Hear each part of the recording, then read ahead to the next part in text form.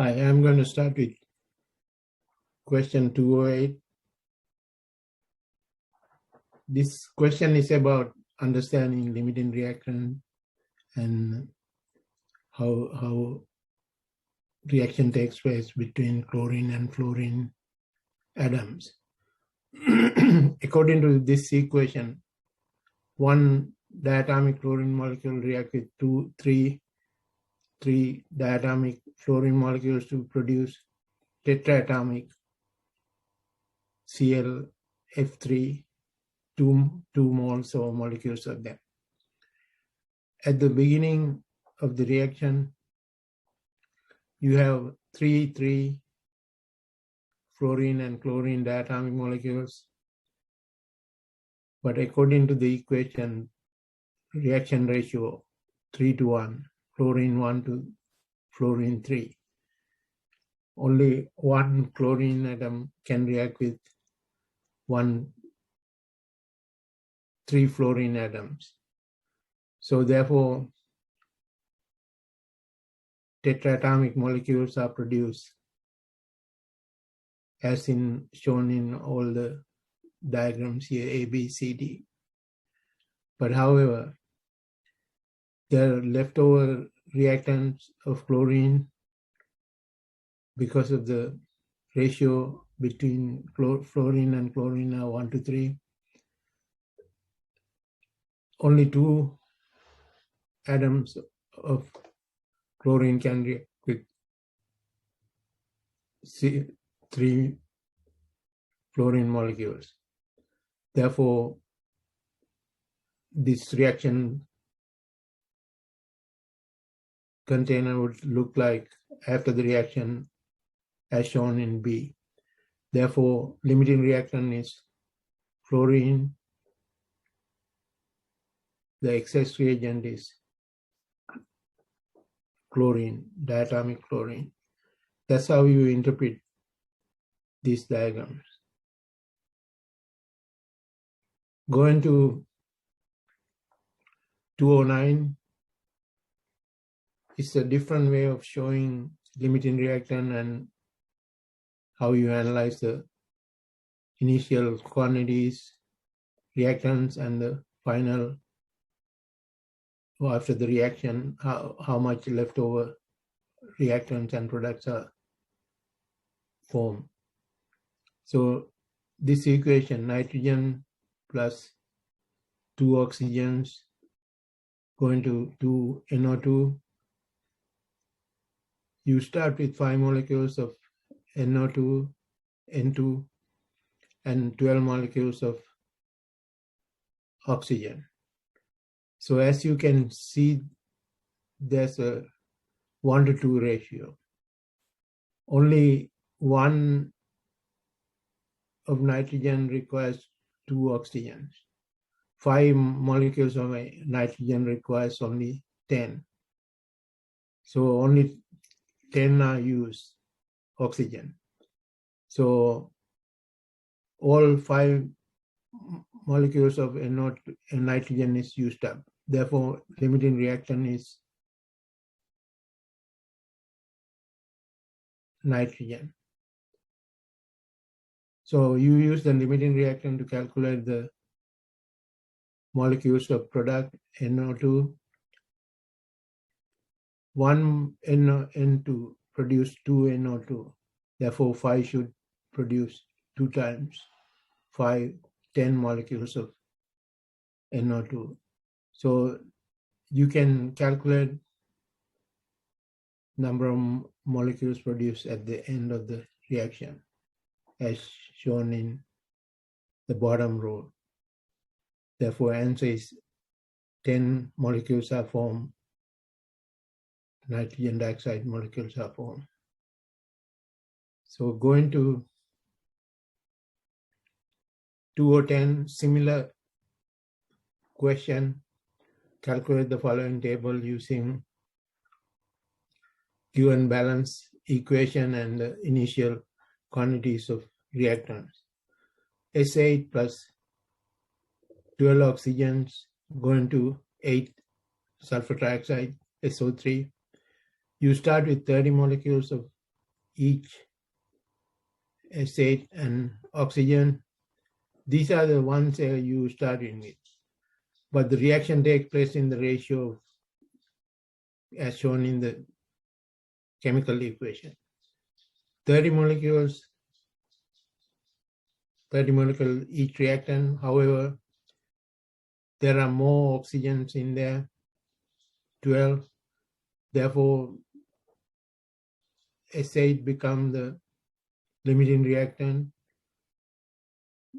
Therefore, out of 30, only 2 molecules are used up because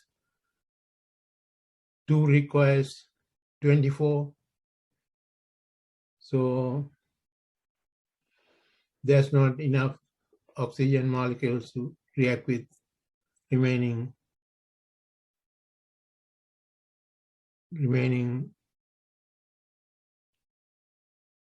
there's no oxygen molecules used.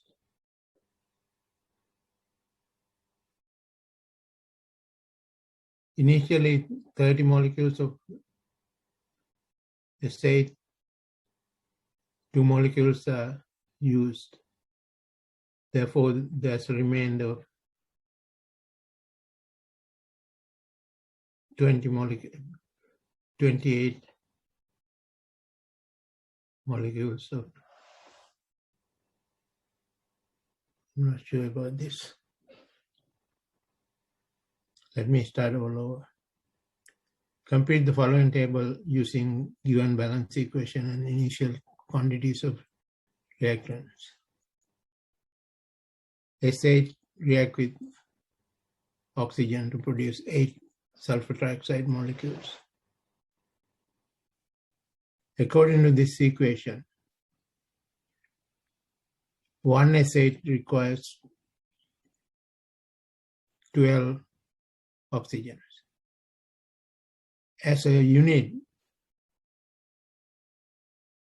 S8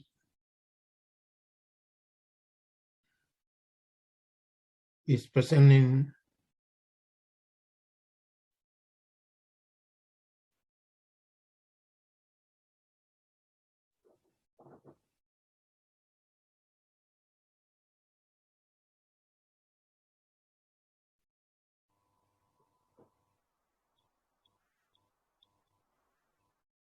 complete the following table using the given balance equation and the initial quantities of reactants. Initially, there are 30 molecules of S8 and 30 molecules of oxygen. The 30 molecules is a lot of sulfur atoms. There are 8 in each. Oxygen is 2 in each, 24. So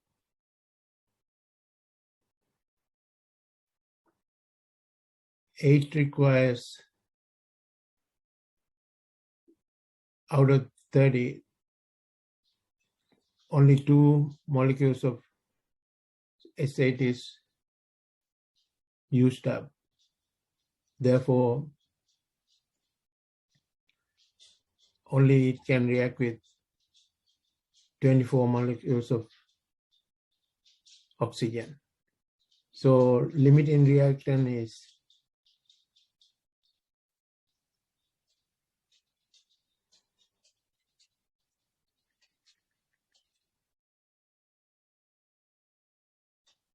oxygen.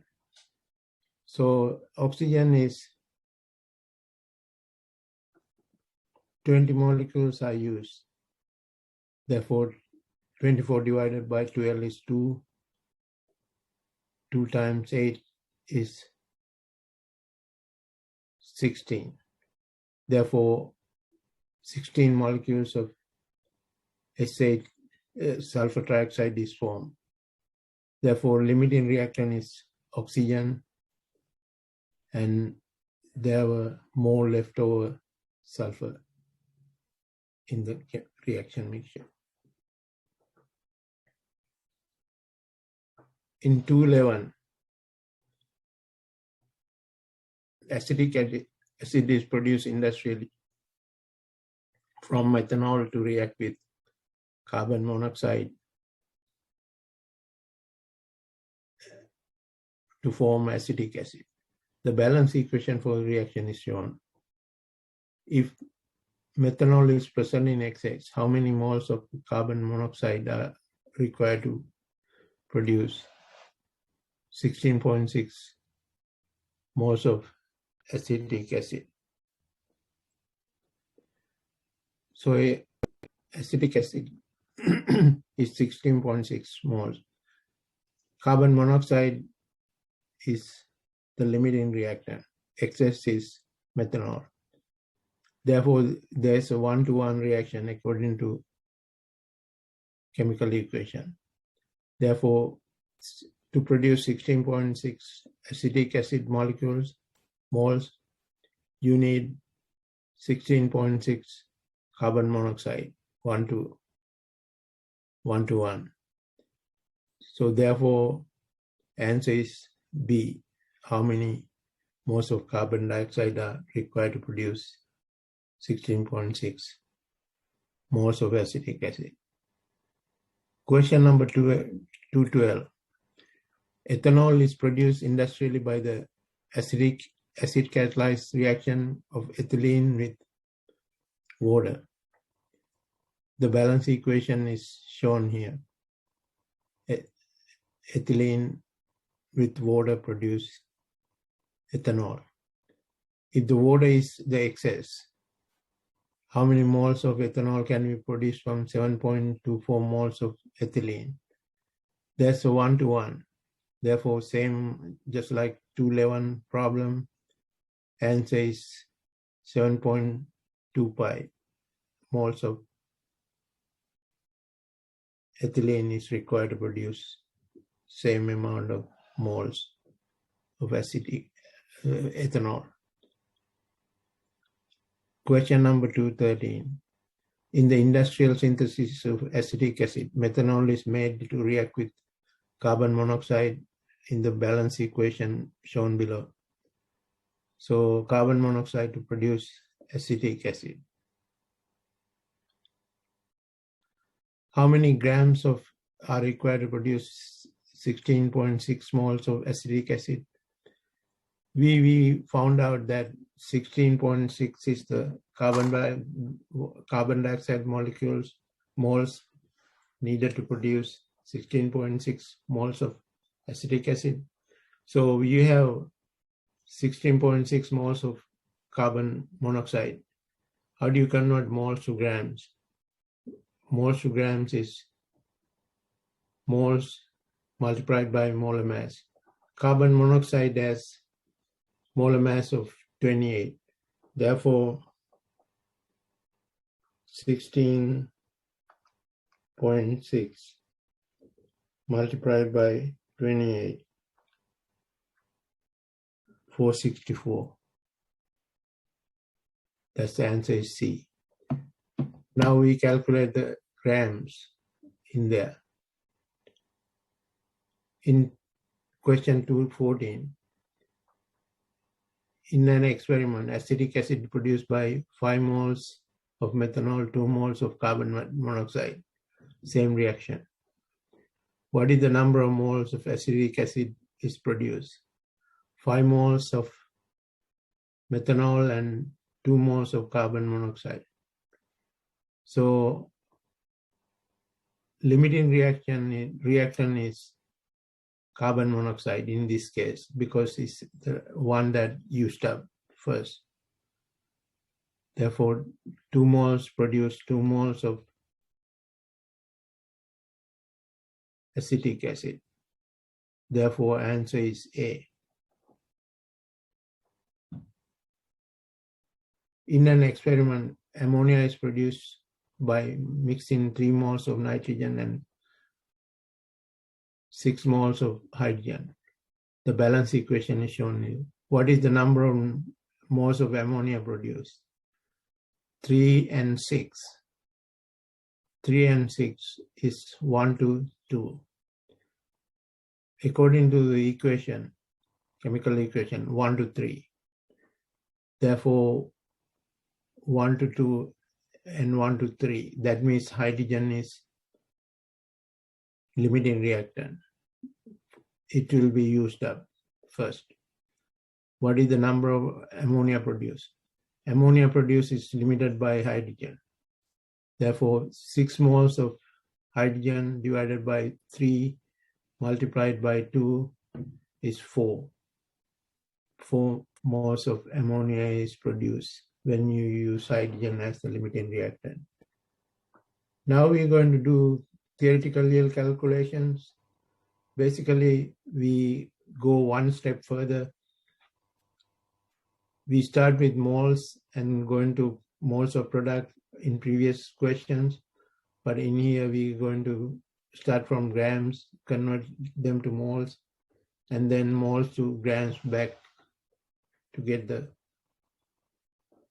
grams of reactants or products. Ethanol is produced industrially by acid catalyzed ethylene. We talked about that before. So if water is present in excess, we always give you a hint about excess reactant. So that means other reactant is the limiting. How many grams of ethanol can we produce? So 7.24 moles of ethylene. So how many grams of ethanol can we? 7.2 was the ethylene. So same 1 to 1. 1 ethylene produce 1 ethanol. So same moles of ethanol is produced. So ethanol is, to get the grams, you have to multiply 7.24 moles by the molar mass of ethanol. Ethanol is 24, molar mass is 24 plus 6 for hydrogen plus 16. That's 46. 46 multiplied by 7.24, that's moles times molar mass. I get 333, rounded off to 34. So this is pretty easy calculations to do. In the industrial synthesis of acetic acid, number 217, methanol is made to react with carbon monoxide. Same questions. Now we are calculating in grams. Theoretical yield is calculated in grams. How many grams of CO are required to produce 49.4 grams of acetic acid? So it's 1 to 1. First, you have to get the moles of acetic acid. The molar mass of acetic acid is 24 plus 32 for the oxygens and 4 for the hydrogen, 4 hydrogen. That's 60.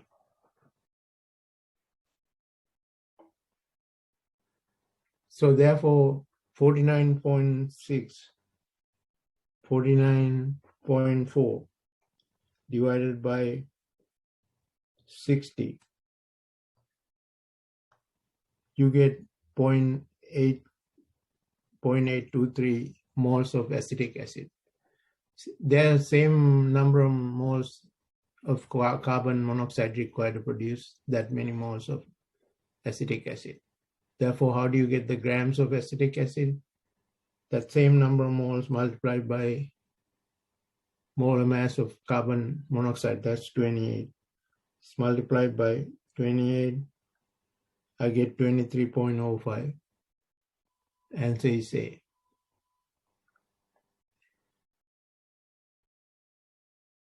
Given the reaction between mercury oxide decomposition to mercury and oxygen, what weight of elemental mercury will be obtained by decomposition of 49.5 grams of mercury oxide? So it's 1-to-1 moles again. First you have to get mercury moles. Mercury is, let me get my calculator, periodic table. Mercury is 200.59, rounded up to 200, 200 plus 16, 216 molar mass of mercury oxide is 216. So 94 divided by 94.5 divided by 216, I get 0.4375 moles of mercury oxide, mercury 2 oxide. So therefore, it produced same amount of moles of 1-to-1, 1-to-1, same ratio, 1-to-1, 2-to-2 is 1-to-1. Therefore, same mercury moles. So how do you get back the mercury moles from moles of mercury? You multiply mercury is 200. This multiplied by 200, you get 87.5. Answer is C. So you begin to see these are easy calculations. Of 219. Oxygen can be produced from breaking up potassium chloride, heating up to produce potassium chloride and oxygen in one of the experiment. 312 grams of foam. How much KCl is produced?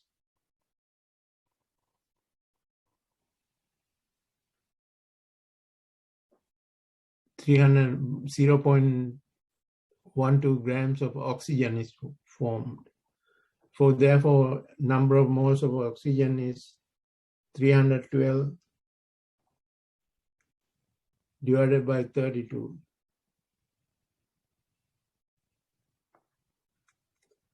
I get 0.00975 moles of oxygen. So it's 2 to 3. This number of moles of oxygen divided by 3 multiplied by 2, chemical stoichiometric coefficient as conversion factor. I get 0.0065 moles of KCl. So how do you convert KCl to moles to grams? KCl is potassium chloride. Potassium is roughly approximately 39. Therefore, 39 plus 35.45, that's a chlorine mass multiplied by moles of potassium chloride. I get 0.483.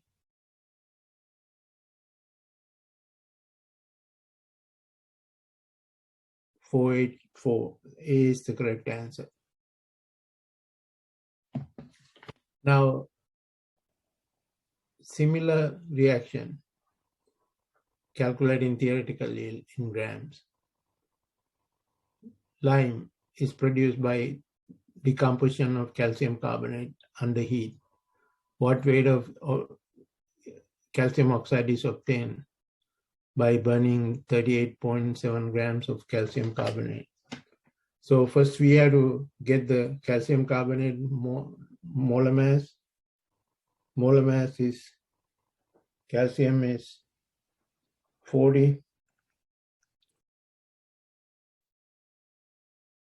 plus 12 for the carbon plus 36, 16 times 3 is 100.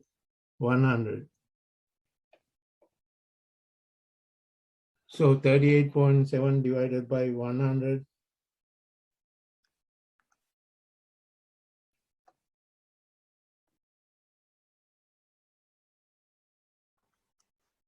I get 0.387 calcium carbonate.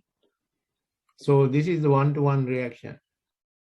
Therefore, now this same number of moles of calcium oxide obtained from one-to-one reaction. To get to grams, you have to multiply calcium oxide formula mass. Calcium oxide is 40 plus 16 multiplied by number of moles, 0.387. I get 21.67. That's answer C, rounded off.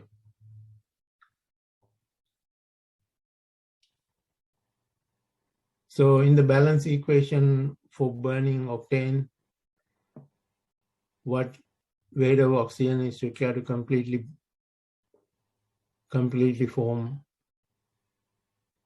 burn 19.8 grams of octane. So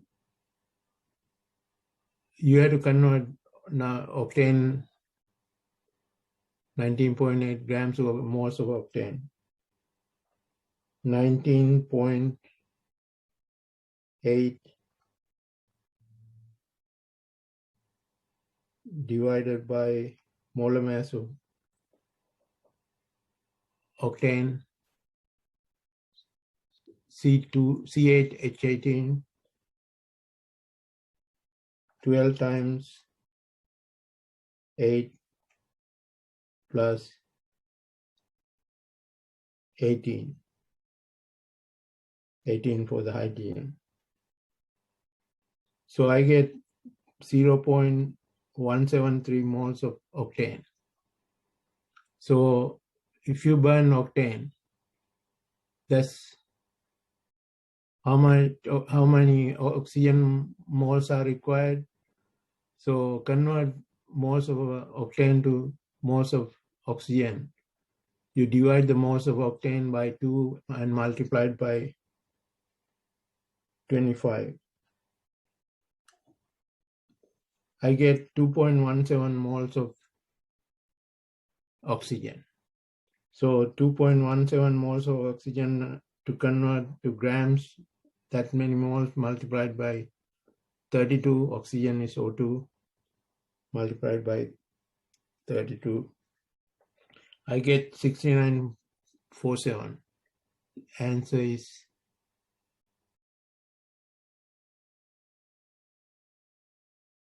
C, 69.5. The balance equation for octane is given. Now you start with what weight of water is produced by burning same amount of octane. So we did the calculation. The octane is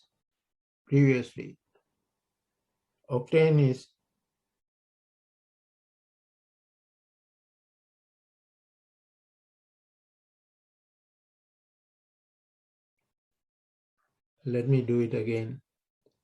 How much octane? 19.8. 19.8 divided by how many octane molecules?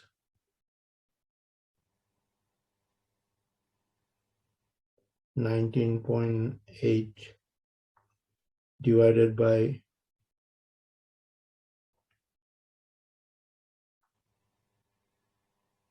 12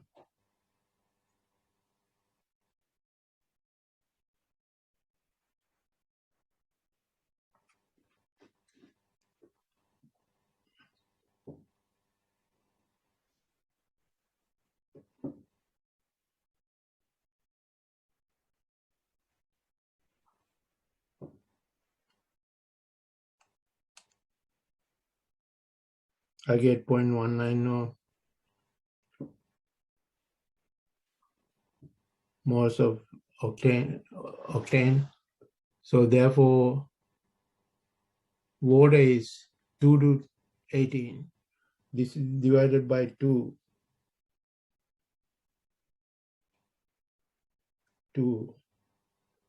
multiplied by 18 is the number of moles of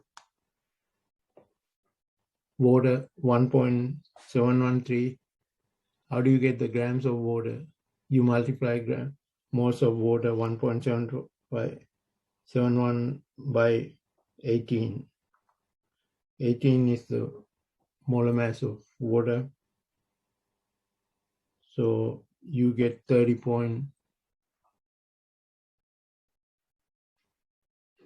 close to 28. I may have done a mistake on calculation of molar mass of octane. Okay, let me do the calculation. 19.8 divided by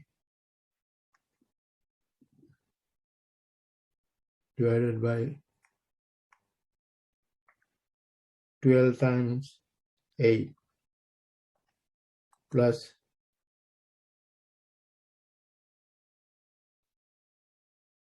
18 hydrogens. That's what 0.173. That's what I got previously. So now that many moles of octane converted to water. Octane moles divided by 2 multiplied by 18.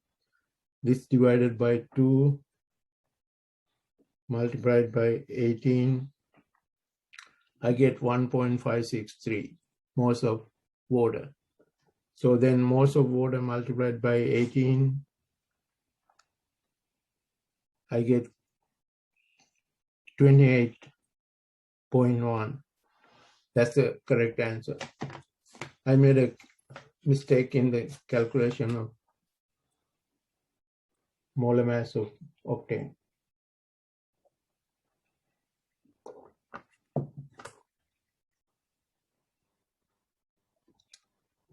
So we can do this similar calculation with grams of methanol from 40.27 grams of ethylene.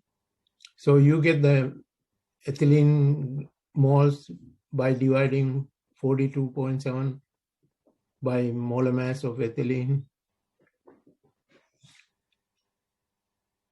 And that's 1:1. So multiplied by molar mass of ethanol, you get the answer. So similar reactions are given here. This one is moles are given. You don't have to convert the mercury oxide, mercury 2 oxide moles is given. 2:1. So then that's multiplied by 200. 0.125 multiplied by 200. 0.125.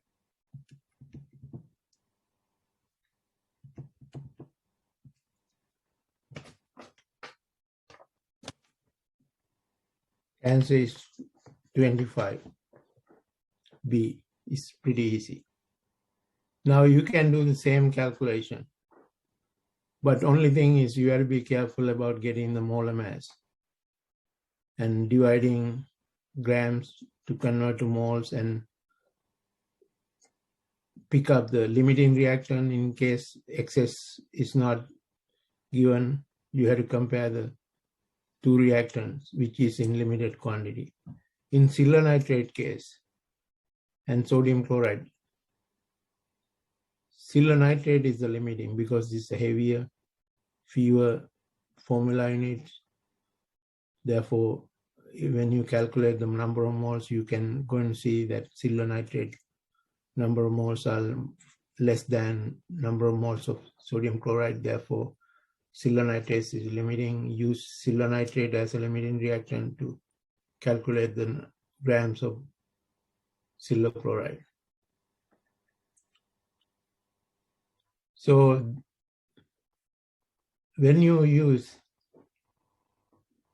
different amount of 0.6 grams here, probably in this case, sodium chloride is limiting because it's present in small number. So when you calculate the molar mass and divide 3.10 by the molar mass of silver nitrate and 0.6 by the molar mass of sodium chloride, you will see one of them is in limited quantity, probably sodium chloride. Then you do the calculation. You get the answer 1.47 using the limiting reactant. When solution of react sodium hydroxide and silver nitrate, when you look at compare the molar mass of silver nitrate and sodium hydroxide, silver nitrate is much heavier, therefore contain less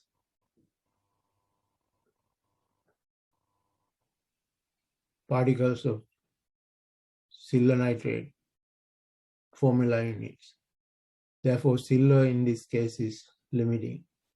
So in any case, you have to divide the molar mass, grams by molar mass, and find out exactly what is in the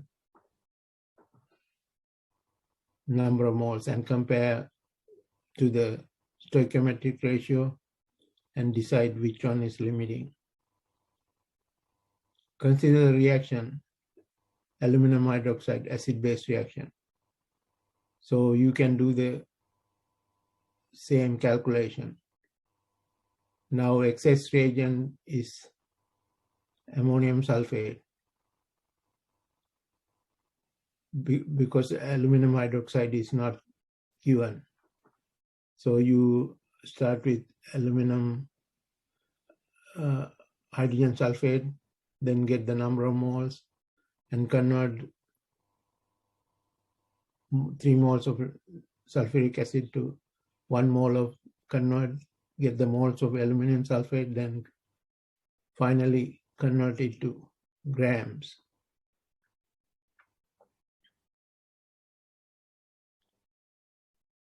So anyway, theoretical yield calculations are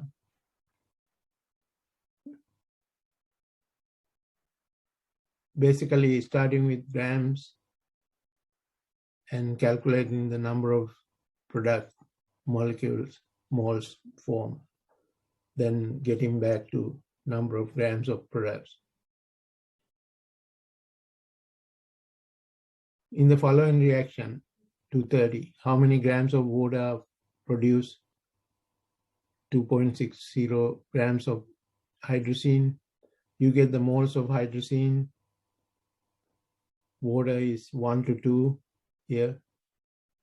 So you can get the moles of water multiplied by 18.0 molar mass. You get the grams of water. So this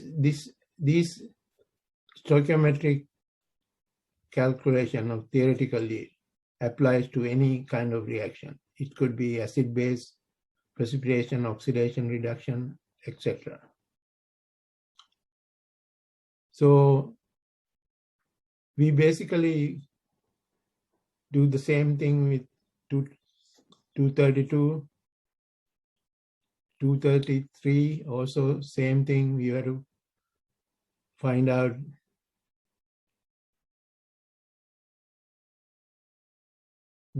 starting with grams. You have to find out moles of sulfuric acid in 233 and moles of sodium hydroxide, also grams.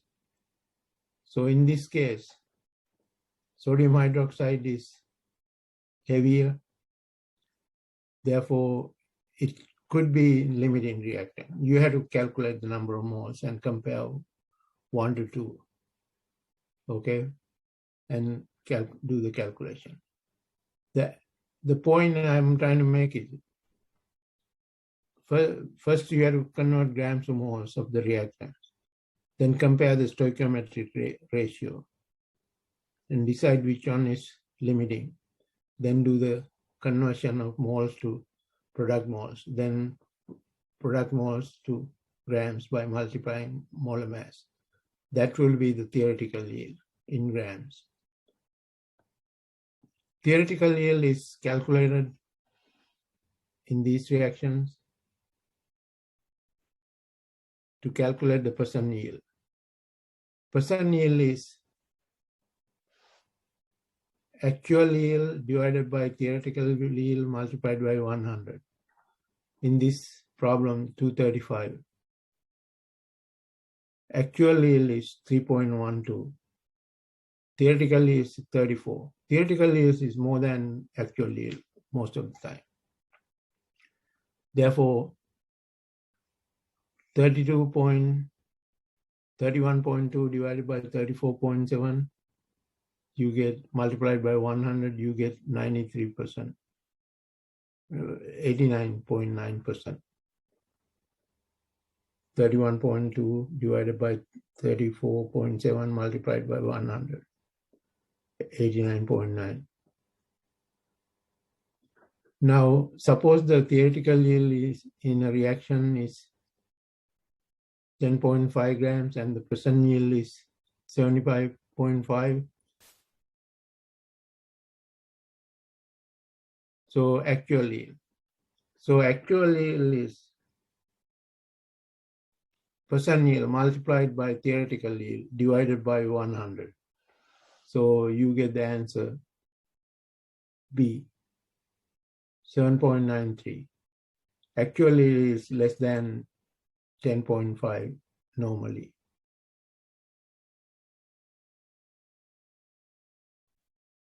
10.5, all are higher than that.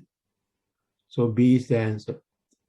So you can also calculate percent yield given the actual yield for equation problem 237. You calculate the moles of diethyl ether,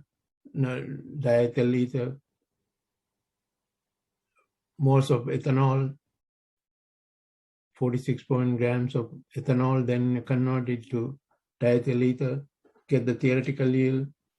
Theoretical yield will be higher. I think I did the calculation, it was about 37.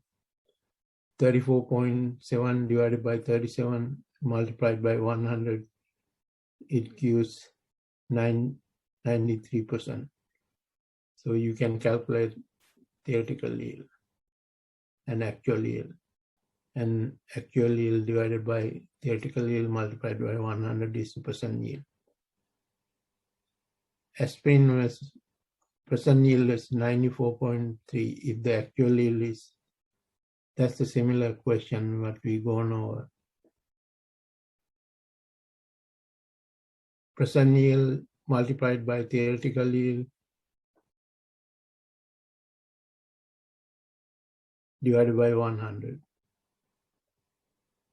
Get the theoretical yield.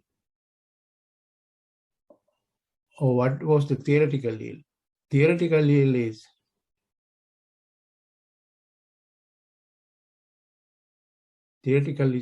at the bottom. Actual yield divided by percent yield multiplied by 100. So you have to rearrange equation of percent yield calculation. So there are problems to calculate theoretical yield.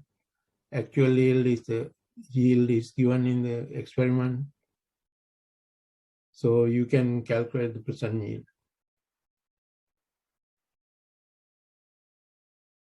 Or a question related to that equation. Ethyl chloride is prepared by reaction of ethane with chlorine according to the following reaction. If the percent yield is 96.3 and the actual yield was how much ethylene did chemists use in the experiment. So actual yield is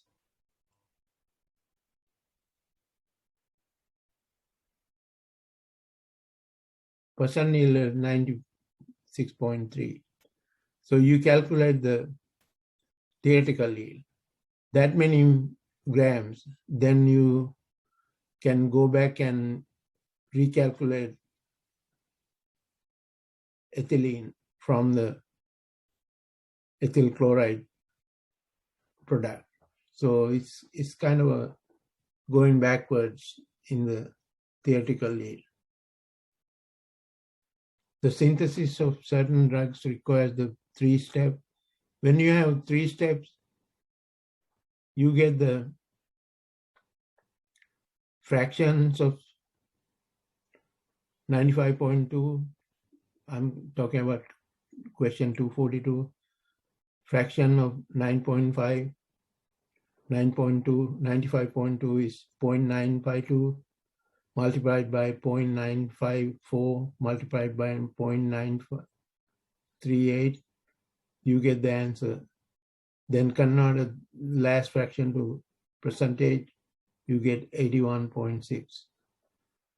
So when you have series of steps, different chemical reaction, the yield is not the highest, it's limited by each step. So again, same question.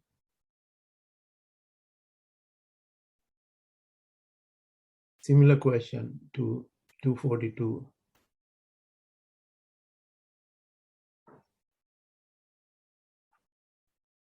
So again, this is the percent yield calculation. You have to calculate the theoretical yield. And 75.5%, 75.0 sodium oxide is the actual yield. Number 245, if a synthesis has 4 steps, so you have to have 0.75, 0.75, 0.75, 0.75, and convert it back to 100. So answer, I done that, answer is D. So there are different questions here regarding theoretical yield, actual yield. So you go these problems and try to figure out. Now we come into the last half of the question and answers. Describe the heat and the ways in which the heat is transferred. You have to know what is joules and calories or kilocalories.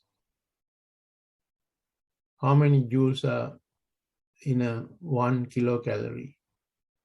4.184. So we use joules in SI units. To calculate the heat absorbed by a object or certain mass of object, heat absorbed is equal to specific heat times mass times temperature drop. So then you can plug in the equation, the values. Final initially is 5. So temperature difference is final minus initial. Heat absorbed is equal to specific heat times mass times delta T, change in temperature. Delta T is final minus initial. So when you do that calculation, you get the answer C. So again, similar calculation. Delta T is 30 here in 256. 500 grams heat is given 2,000 calories. Now heat divided by specific heat and temperature drop and the mass, you get the specific heat. Heat divided by mass and temperature drop, you get the specific heat. Answer is B. Which of the following is true of specific heat? Specific heat is the amount of heat needed to raise the temperature of 1 grams of substance by 1 degree Celsius. Which of the following is a form of energy? Heat is a form of energy. Temperature only decides the direction of heat flow. Answer is A. Which of the SI units is for heat? Joule. Substance weigh 1 kilogram is at 25. Heat is added to it, absorbed 11,000. The final temperature.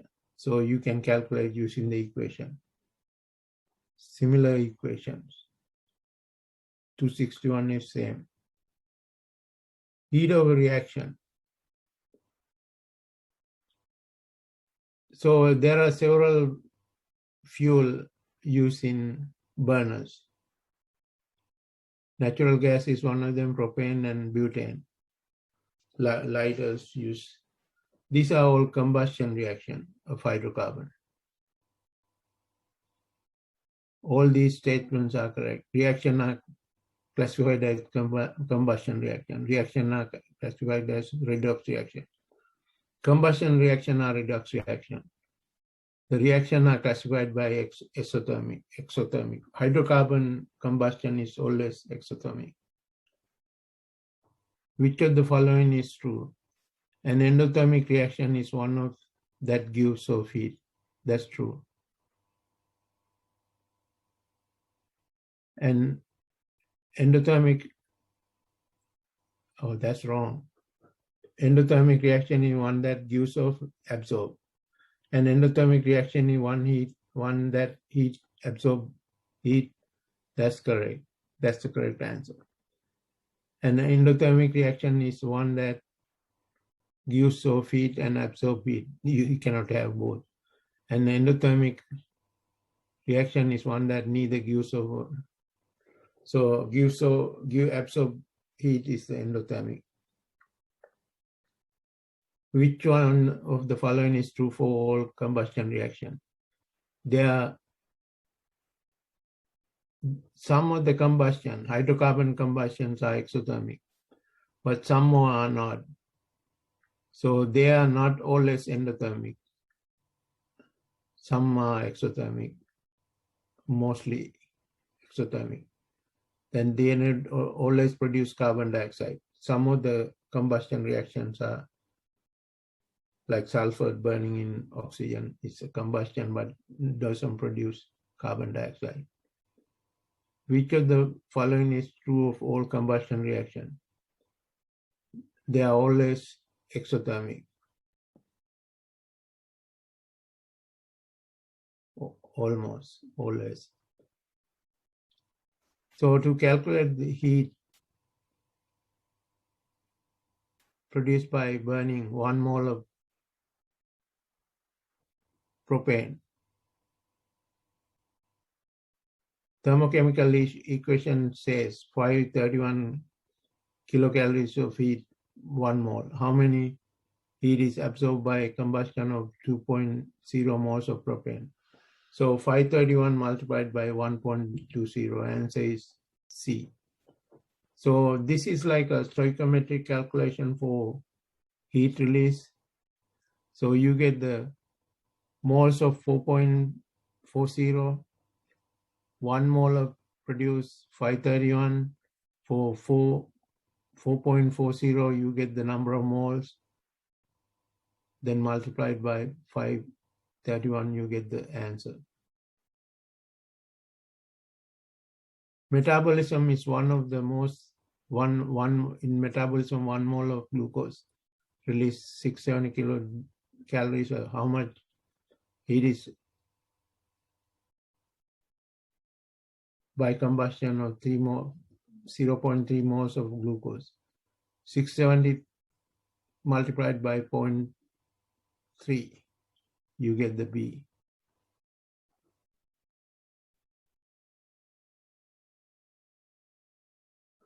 The metabolism of glucose, same question, different release of 6.7, 10 to the 2 kilocalories. 50 grams of glucose, how much heat produced? 50 divided by 80 multiplied by 6.7, 10 to the 2, you get the answer.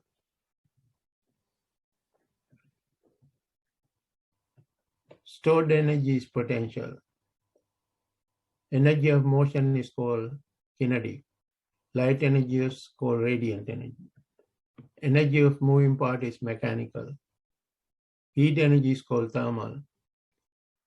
Energy from splitting atom is called nuclear, is potential. Energy stored in bonds are called chemical. So you complete the rest of the questions. Question 279. When you write a thermochemical equation for heat given out, combustion is always exothermic. It's downfall. Here potential energy of the reactants are lower now. Going to products, it goes down. Therefore exothermic.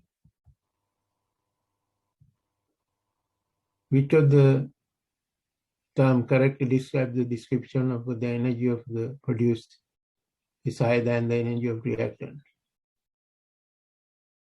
Energy is neither created nor destroyed. That's first law of conservation of energy. So higher, you cannot have energy created from nothing. Which of the following energy quantities is equal? Now you do conversion of joules to calories and find out the answer. This is conversion of kilocalories to joule, calories to joule, etc. Knowing the conversion factor, you can do it. Which quantity represents the largest amount of stored energy? Fat has a lot of bonds. Fat have long chain, large number of carbon bonds. Therefore, they are have more stored energy.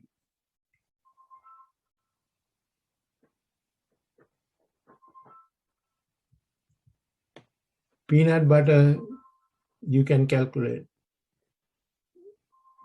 So now I am almost done here. Okay, you go through the rest of it.